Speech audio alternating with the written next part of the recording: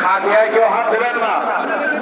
আর বিশেষ করে একটা কথা শোনে, খাটিয়ার সঙ্গে যারা থাকবেন তারা ভিতরে ঢুকবেন, বাকি কেউ ভিতরে আসার চেষ্টা করবেন না।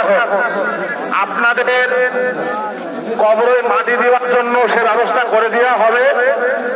খেলাধুলি করবেন না, খেলাধুলি করবেন না, আপনাদের নিষেধ করছি তো। আপনারা সাইড করেন। আরে আছে